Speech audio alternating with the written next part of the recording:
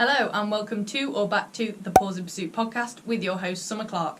Now, first of all, I'll apologise for my hair. It looks kind of strange at the moment. I'm growing it back long just for the bants pretty much. So all the layers are growing weirdly, and also I'm vibing with this natural parting that it's got rid of the main part of the fringe, but there's still this little bit. And I had a bike helmet on for about an hour and a half this morning, and then a cap for an hour at the gym, and then a woolly hat when I walked Arrow for half an hour. So it's not in its best state. However, it's going to get there. We're just giving it time to do its thing.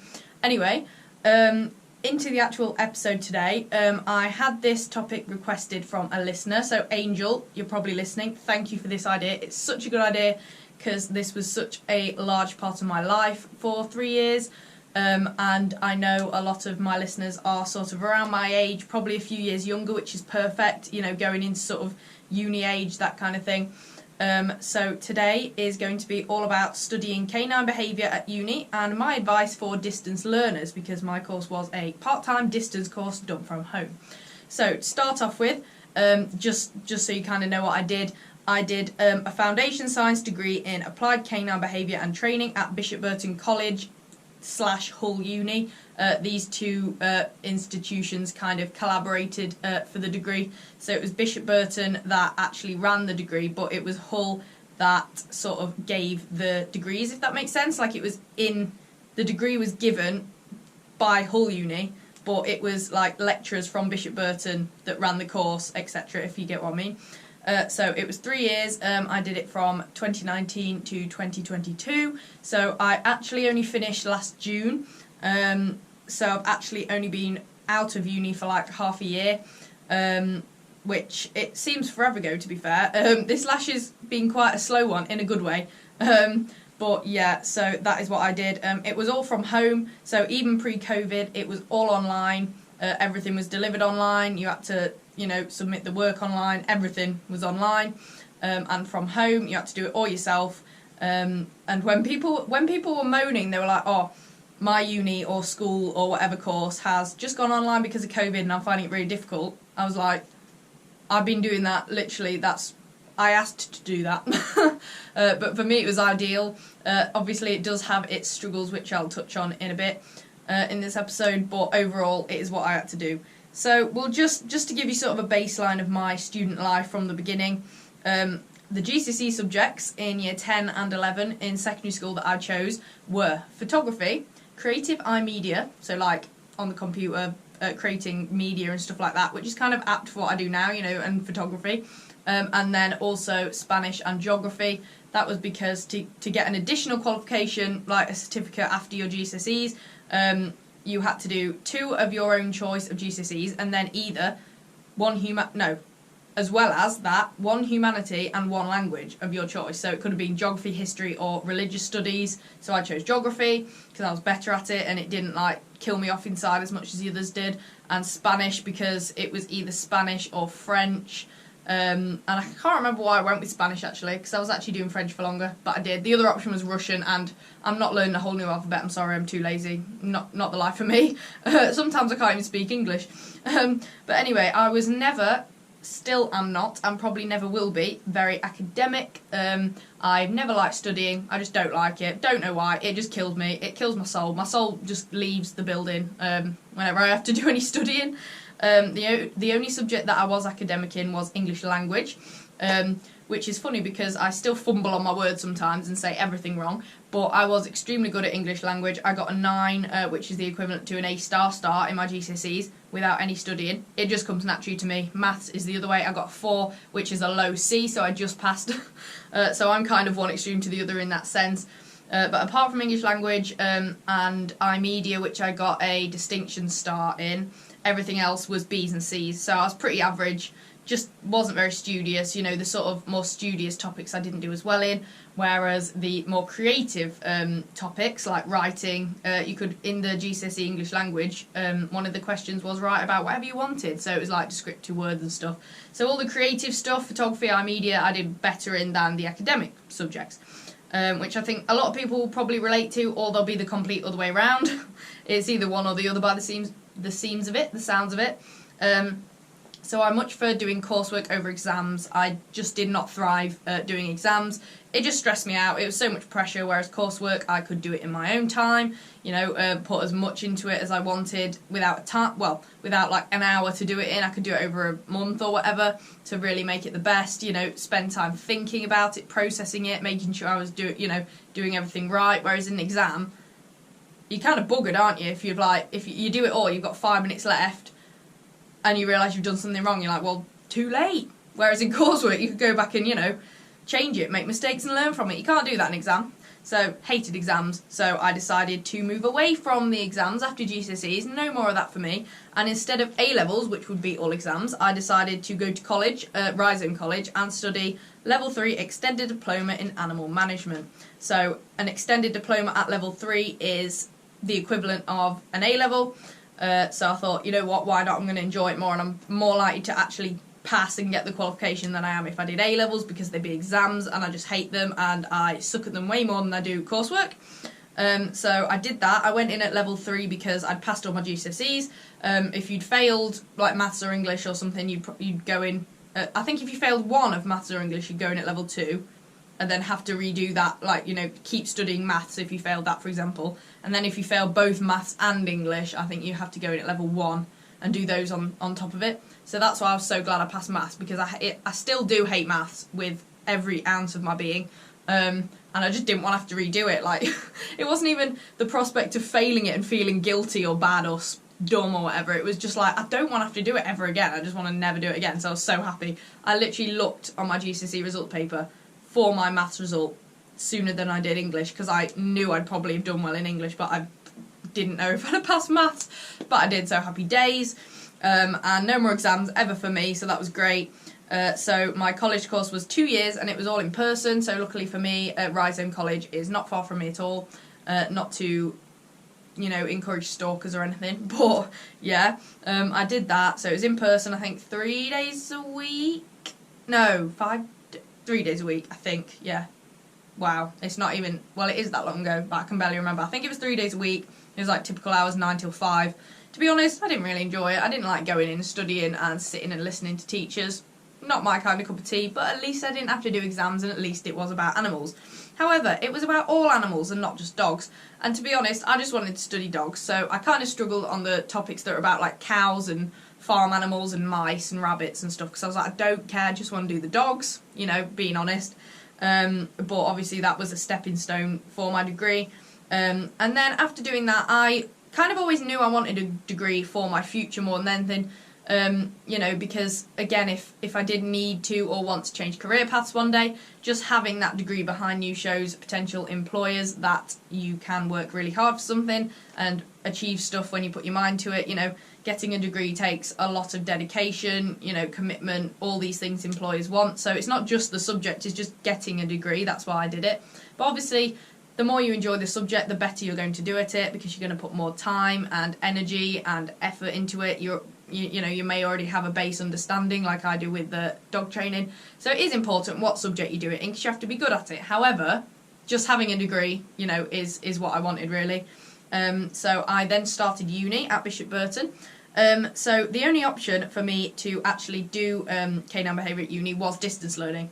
No unis offered it as a full-time in-person course. So if I wanted to do canine behaviour, I had to do it at home and part-time. So it actually lasts 3 years, whereas a full-time version of that course, like the animal behaviour one in uni, would have only lasted 2 years, I believe.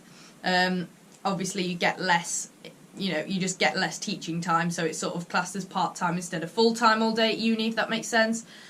So I had to do a distance course anyway, because I don't know who I really thought I was at this point, because I was like, yes, I'm going to start uni in September and then get a new puppy in December.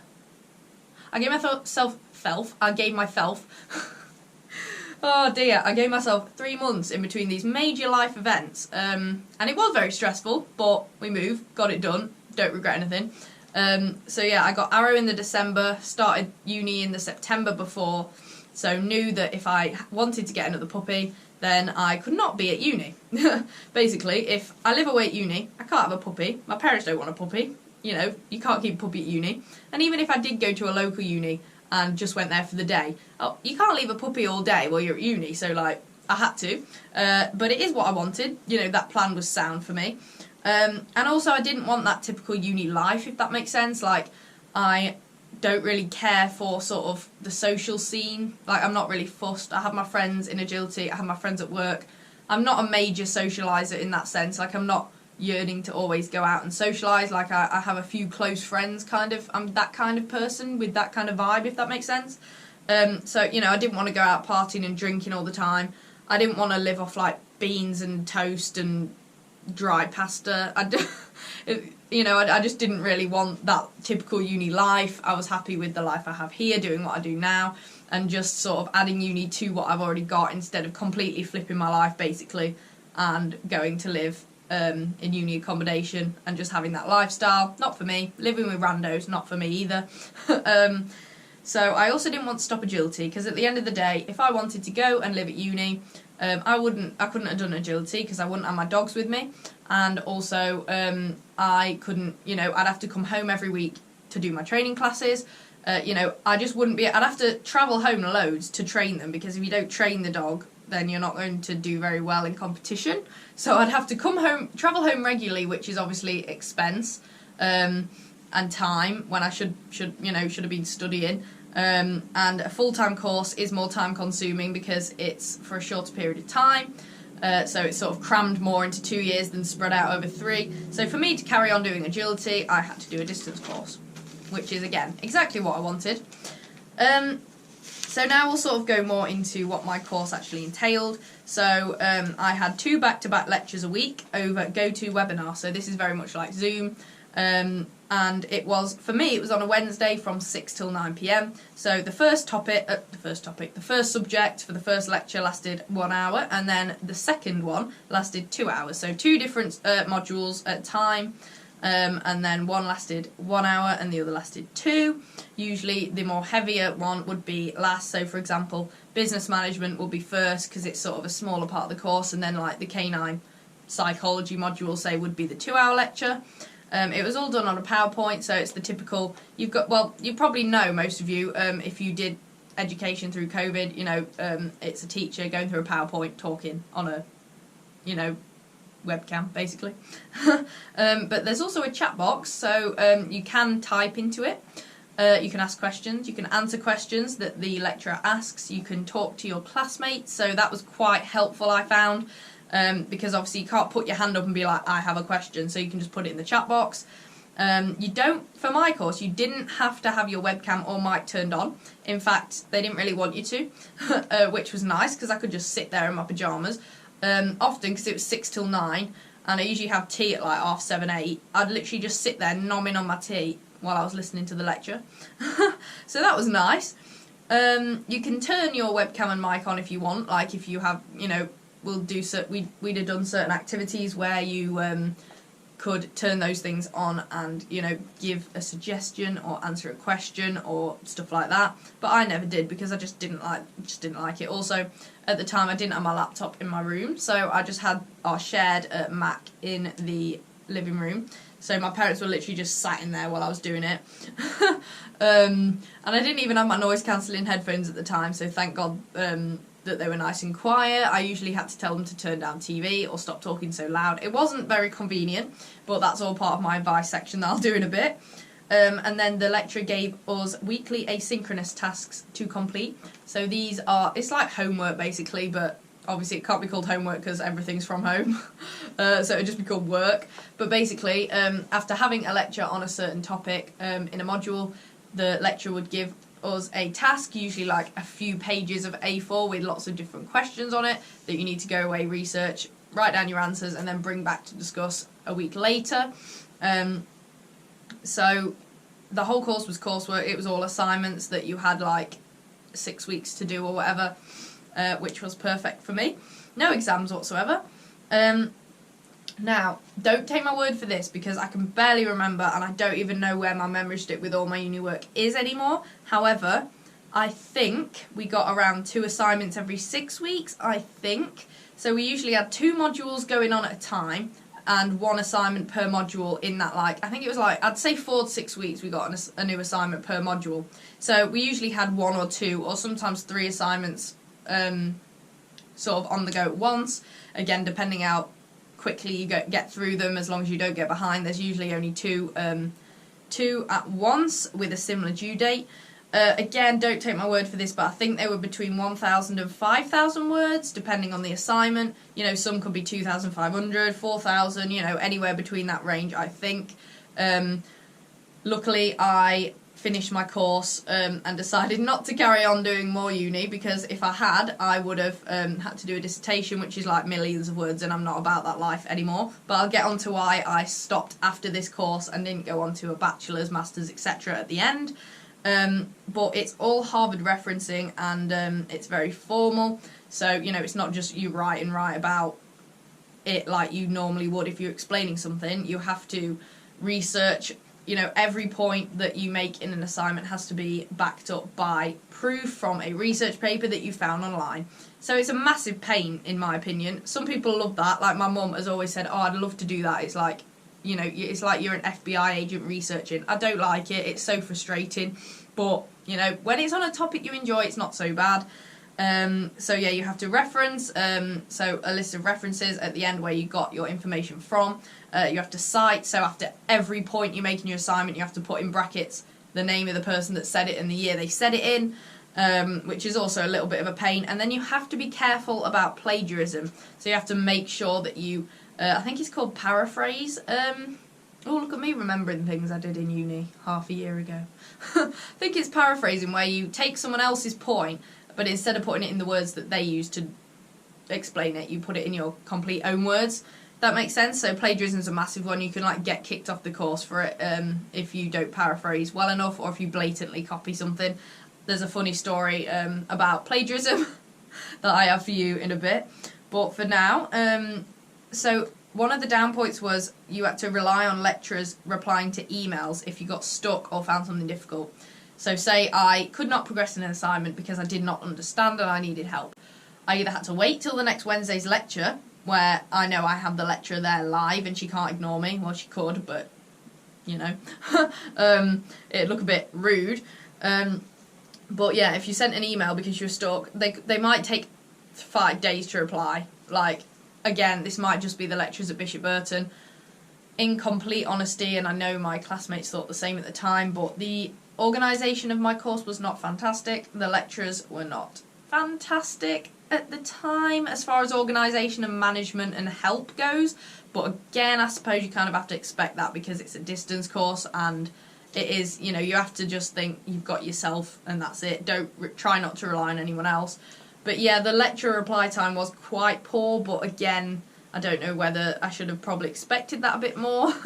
But yeah, just bear that in mind, that you have to wait for responses. And it is basically all on you. Like, it is just completely all on you. You can't go and find help because you're literally in your house. You can access online resources on what was called iLearn at the time. I don't know if it still would be, but it was basically like an online portal with all your, you know, stats, resources, stuff like that for your course, and your, you know, you had your own profile on it, an account with all your records.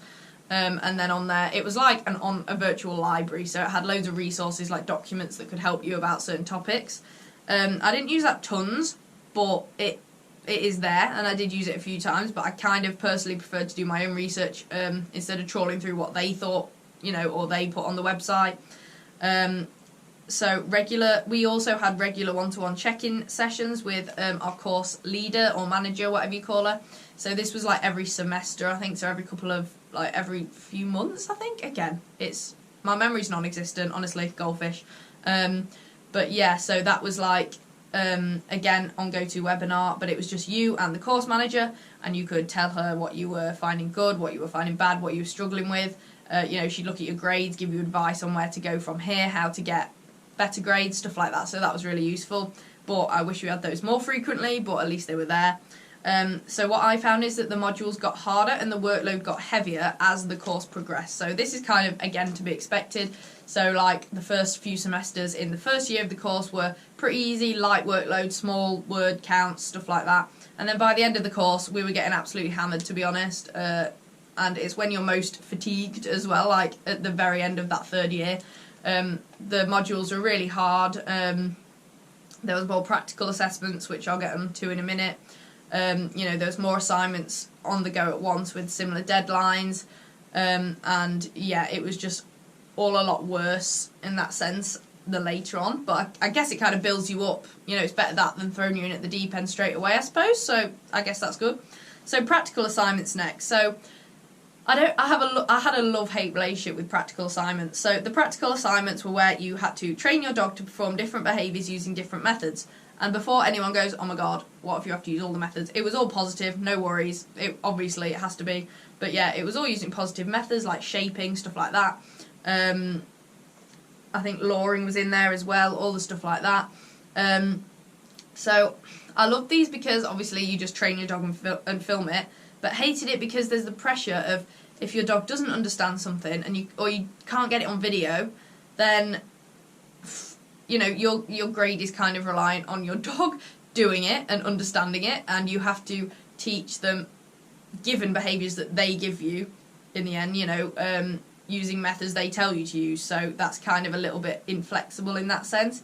So I did have a love-hate relationship with it. It's quite stressful. Also, you cannot leave those till last minute because you will then end up overtraining your dog. You know, if your dog has a bad day and doesn't want to do it or isn't responsive or isn't understanding it, then you have to put your basically, there's no point even doing it that day. You have to, like I've said in previous podcast episodes, you need to call it a day and do it tomorrow. Problem is, if the deadline's tomorrow, you have to do it now, but your dog's having one of those days.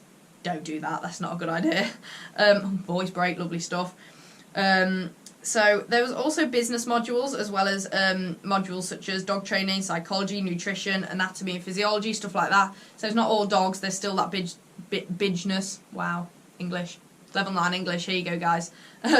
So there's business modules as well. You know, business management, financial, stuff like that. Which at the time I hated. I was like, this is so boring. This is not what I'm on the course for. But now I look back at it, I'm like, thank God they were there, because now I'm trying to start my own business, and yeah. You just need to know these things, even if you're going to work for a company.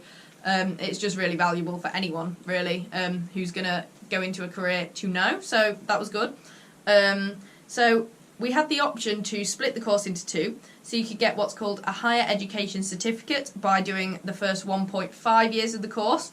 So at the very start of the course, you only had to pay half the fee for the course, which is really helpful because uni fees are expensive. And then once you got that HE certificate halfway through, which is what I did, you can then enrol onto the rest of the course to get the actual degree after another 1.5 years, and then pay the other half of that fee in the middle one, if you get what I mean. So, for example, that's good because it means if you decide to drop out after, say, 2 years, you don't come away with nothing. You've still got a higher education certificate. Whereas if you just signed up and paid for the full degree at the very start of the course and dropped out after 2 years, you come away with literally nothing and 2 wasted years. So I would highly recommend doing that. So that reduces the risk of paying the full price if you may drop out. And to be honest, I nearly didn't, because at the start of the course I was like, no, I'm someone who once I start something, it's getting finished. You know, that's just what I'm like. I'm too stubborn, maybe, high achiever, perfectionist, whatever you call me. So I was like, no, there's no point doing that. I'm definitely following all the 3 years through. But there are points in the course where you think, this is awful, I don't want to do it anymore, I want to quit. You know, there's several moments like that. Luckily for me, again, my character comes through and I go, no, can't do that, you know, as much. I don't know, that's just my character, but, you know, if you're someone who, and fair enough if you want to drop out, because it is tough, uni is tough, but you know, that sort of gives you that safety net there. So I'd really, you know, encourage you to do that. So I personally paid the cost up front at the start of the course, you know, like paid up front for the HE certificate and then paid up front for the full degree. But you can also get like a usual loan, obviously minus accommodation, which is good. But I think it was, what was mine? Oh God, sorry, my nose is going weird. I think mine was £6,000 altogether. Can't remember if it was 6 or 9 grand. I think it's 6 grand. It's slightly cheaper because it's part-time and distance. Because obviously you don't have to pay for like actually in-college resources and etc., accommodation, etc. So you can get a normal uni loan if you need to. So Another nice thing about the course, and I don't know if this was just my class being really nice people, but we had a little group chat on WhatsApp. So, to be honest, I think I was the youngest on my course. Well, I was the youngest on my course, 100%. Most people were like in their 30s, 40s. There was even a guy that was like nearly 60, I'm pretty sure, who'd already got other degrees. Like, it was crazy. But we all had a group chat where we could, talk about everything to do with the course or other things if we wanted to. It really created that little community and support network between us, which was really nice. Kept us all accountable to each other, and it just really helped boost the morale, if that makes sense. So don't underestimate the power of that. We also had a yearly day in the actual college to check in with the actual lecturers in person, ask questions. It's just a bit easier than online.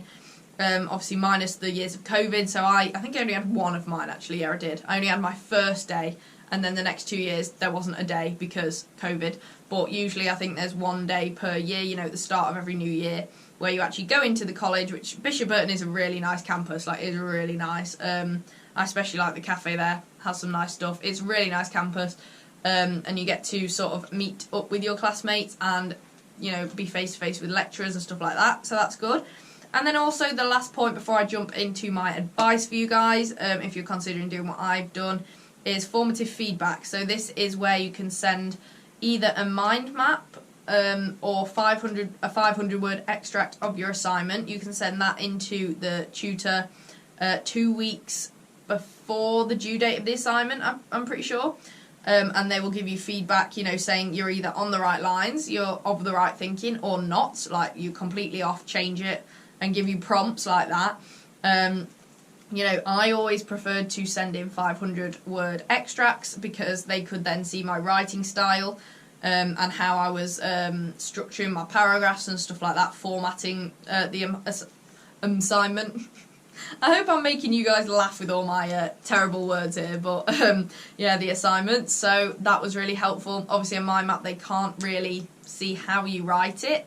And to be honest, in uni, writing essays, writing style is a huge part of it. Your grammar, clear and concise English is one of the points. So I would recommend the 500-word extract. I was about to say 500 grams then. Oh, wow. You can tell I enjoy food. Doing everything in grams. Anyway, so now I'm going to give you guys some of my advice if you are in that position where you're considering doing what I've done or just going to uni in general, or if you want to maybe in a few years, etc., or if you're going through it now. So first you need to remember that discipline is way more powerful than motivation. It is very easy to get distracted at home. Think about it. You are sat in your living room or your room with your dogs running around, you've got the TV, you've got your phone, you've got literally every distraction under the sun in the same house that you're trying to get your work done in. So, and a lot of the time you won't be motivated. You'll think, I'd rather go into my garden and train. I'd rather go walk my dog. I'd rather go to the gym 2 minutes down the road. I'd rather do literally anything else. I'd rather get into bed and watch Netflix. Like, I'd rather go into the kitchen and make food. Like, there's so many options at home, isn't there? But you have to be disciplined, basically. It's as simple as that. I wasn't really ever motivated, not being a studious person. But you just have to think, I have to do this, discipline. And you'll feel so good when you get it done and relieve that stress. So you need to minimise any unnecessary stress on yourself if your uni experience is going to be decent. So you want to have a routine and schedule time every day for uni work. So I'll give you an example of my routine, which is literally so similar to now, but obviously just included uni work there, whereas now it includes sort of things I'm doing towards my business, the podcast, training, anything like that. But it was, I'd get up, have my breakfast, get all ready, go to the gym, come back, walk arrow, then come back and have lunch, and then I would, if I wasn't at work at my part-time job later in that day, I would train arrow in the garden. But if I was at my part-time job, I probably would skip that some days if I had a lot of work to do and just go straight into uni work. So after lunch, straight into uni work for, I think it was about 2.5 to 3 hours of that, with a break in the middle for like 10 minutes. And then I would go to my part-time job for the rest of the day. Or if I didn't have my part-time job, I would, like I said, I'd train arrow, be a bit more chilled on that, and then come in and do uni work for pretty much as much as I could before I hated my life, pretty much. and spent the rest of my day concentrating on that. Now I just replace what I just said was uni work with, you know, recording, planning podcasts, doing my online training, writing programs, recording videos, stuff like that. So I am a huge routine person, and that helped me so much in uni. Routine is key. If not, you just don't know whether you're coming or going. Have that structure, and it just makes it simpler. It stops you from having to think when to do things. Even write it down, like timestamp your whole day. It's so helpful. Like, I can't even stress it enough. Even if you don't go to uni, have a routine in your day. You get so much more done, and you just feel so much more productive, and it alleviates that stress of thinking, when do I do what, how much of what, blah, blah, blah, brain explosion. So yeah, that is a huge tip of mine. Where was I? I'm on the wrong page, look at that. So, oh god, I wrote loads of show notes, didn't I? Bloody hell, right. Lots of value for you guys. So, another thing that you probably might, or, you know, you might not think about is when you're doing uni from home, it takes away that typical uni life that's very social. So you don't have your flatmates, you don't have your uni friends that you go out drinking with at night, for example. So make sure to create a social life for yourself to prevent that feeling of isolation. If you're doing uni work at home all day long, you're going to start feeling a bit socially isolated, aren't you? You're going to get a bit lonely. You know, you're just in the house doing work all day.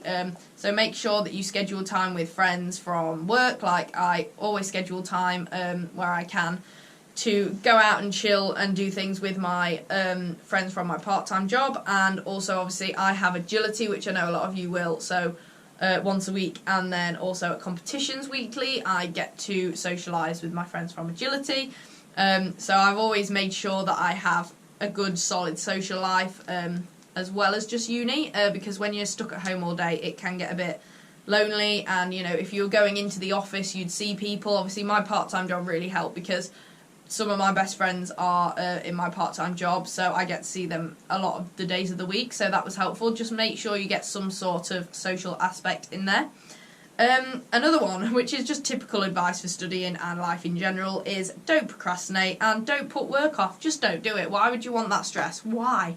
Like, I know if you procrastinate work, you don't have to do it in the moment, you can do something fun, excellent.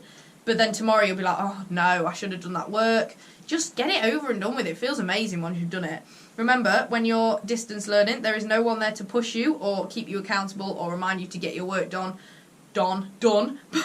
but yourself. You are it. You have to tell yourself to do things. And this is a really important life skill to build anyway, and distance learning really built that in me 100%. So just don't procrastinate, just do it. Just do it, just get it done. Why not? Give yourself breaks, but also just start on it. Do it every day for a certain amount of hours until you've got it done, and then you know, I used to find myself with a week of no assignments because I'd done them. And I was like, excellent. You know, you don't want to leave it till just before the due date, because what if the server's down? You know, what if something comes up? What if you have an accident or, you know, a major life event in your family or something? Not to be gloomy and, you know, pessimistic, but you never know, do you? So just get it done, don't risk it. Take notes. So when you're in your lectures, I sit there, notepad, pen and paper, and take note versions of the PowerPoint. So I just never liked the idea of, you know, having to go back onto the website and load up the PowerPoint and find the part in the 1 2 hour PowerPoint that I needed, with the lecturer, you know, and find the certain point that the lecturer was on about in that huge video. So instead, I took smaller, more condensed notes of my own. So when I needed to go back to what we were talking about in the lecture, when I was working on assignment, I could just open my notebook and it was right there in my understandable notes that I could process because they were my words. So take notes, important. You know, don't just copy off the PowerPoints. You don't take it in. Again, paraphrasing, make your own notes out of that, like smaller, condensed. Get the key points and write them down, basically. Another one, and again, this is a financial thing, but invest in a good computer and headphones, ideally noise cancelling. Again, depending on your setup at home. If you can just have it out loud, that's perfect. But if you were like me and you have a loud household and you need to hear, then if I'd have had my noise cancelling headphones back then, game changer, because you don't hear everything else, the TV in the background, and you can concentrate better. So set up a comfortable and quiet workspace. So again, I could not do that because my computer was fixed in the living room. I now have my laptop in the corner of my room, you can't see it. you know, my room is actually quite soundproof because I have loads of corkboard covering my door and for my rosettes, and that is soundproof because I can never hear anything, so it's perfect.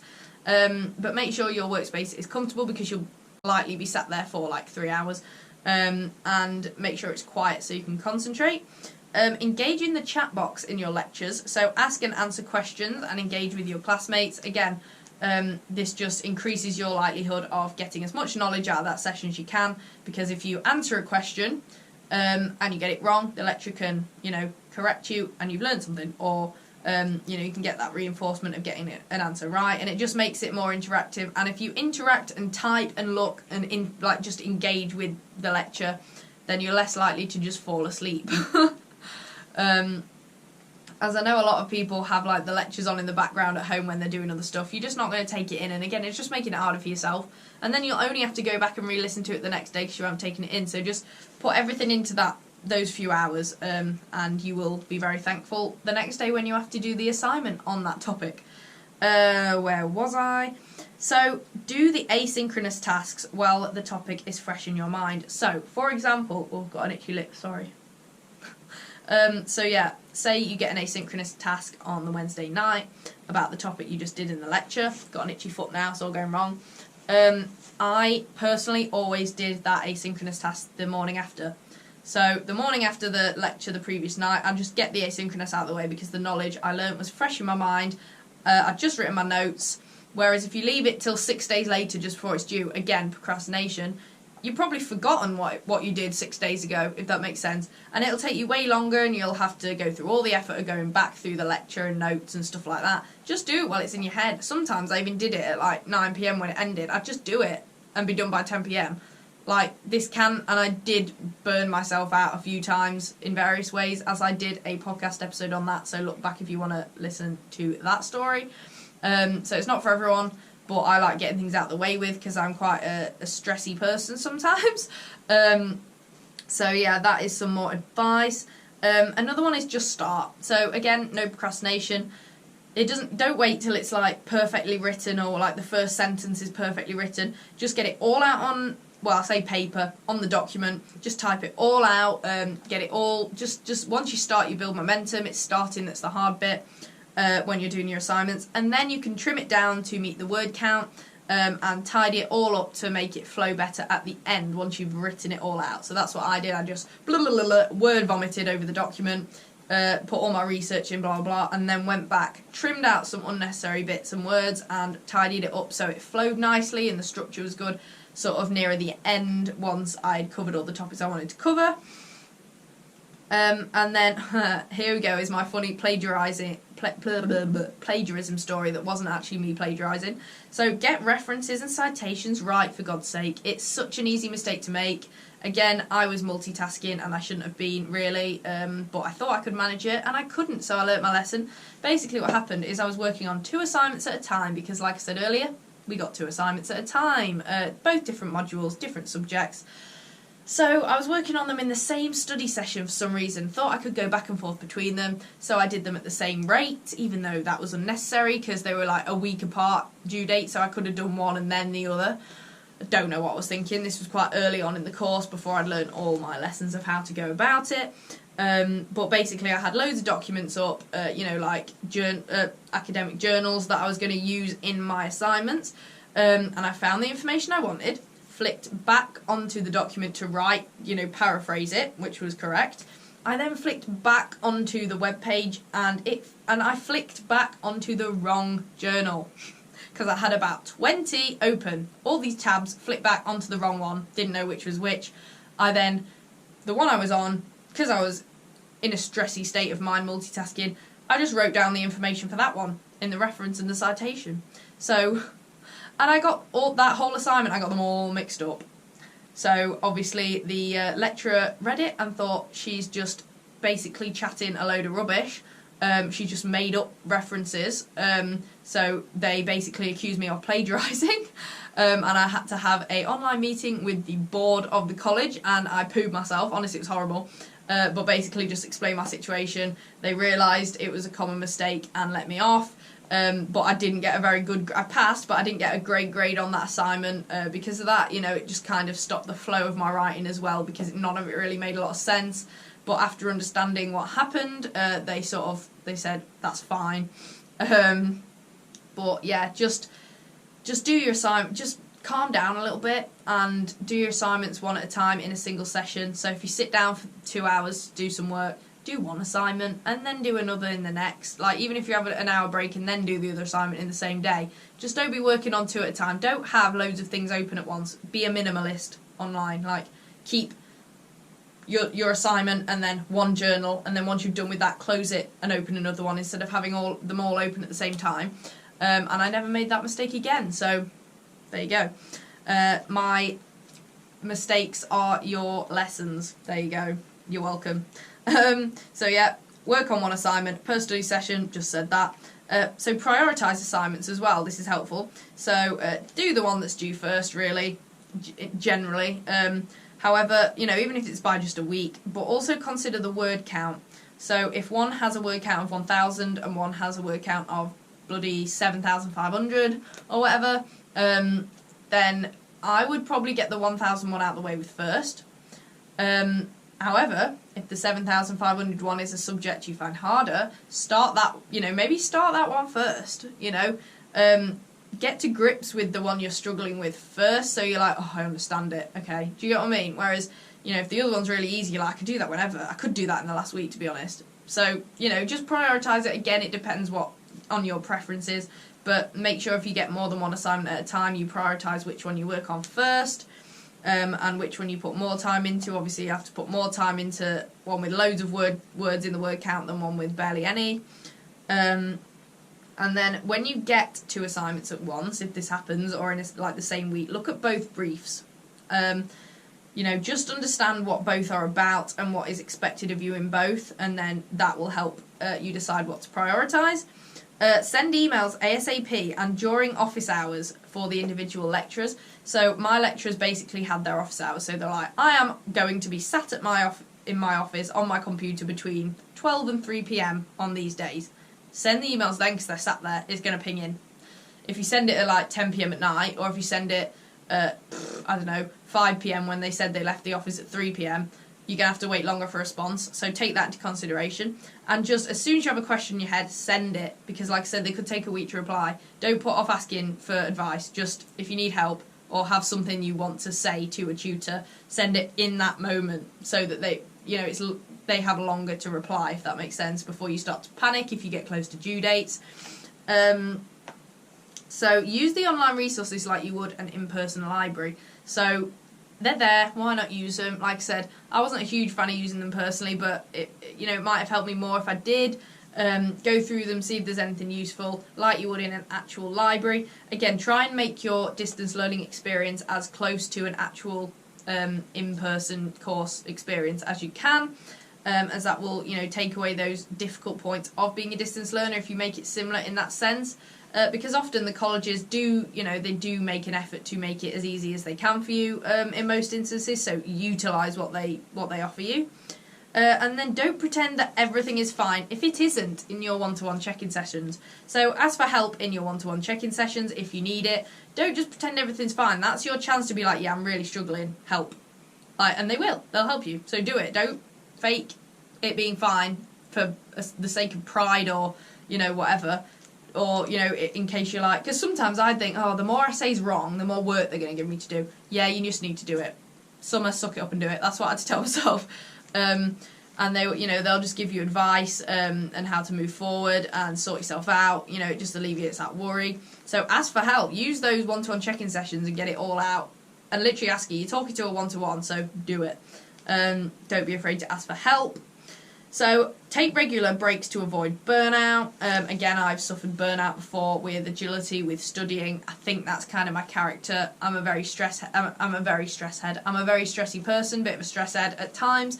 Again, there's a podcast episode on that I did. If you want to learn more, just have a scroll and have a gander. But yeah, take regular breaks. So like do an hour, have a 15-minute break even to chill out. Don't get into scrolling on your phone. I'd probably say don't get into scrolling on your phone, because you'll probably get trapped in that TikTok thing where you just go woo like that and scroll. If you're not watching on YouTube, that was me scrolling. That looks awful. Anyway, oh, what is my life? So yeah, just make sure you give yourself regular breaks, or if you do 2 hours, have a 1 hour break before doing your next 2 hours, stuff like that. You know, get something to eat.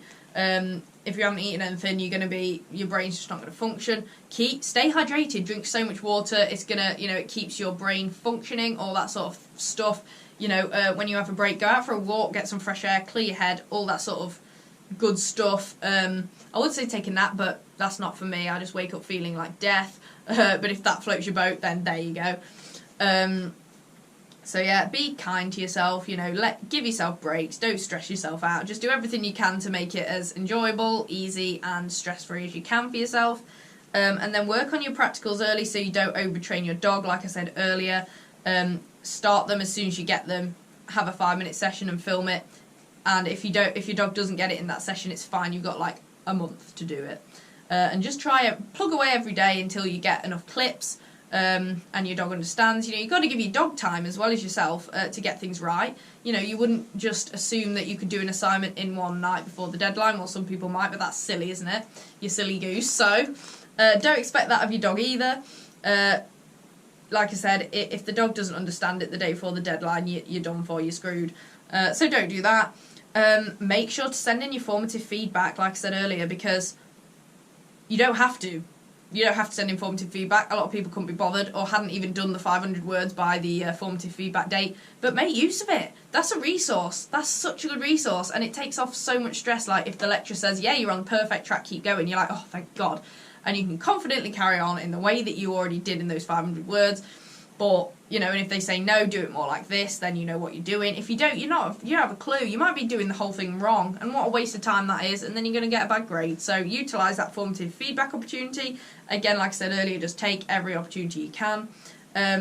My advice is to do to split the course into the higher education certificate and then the full course.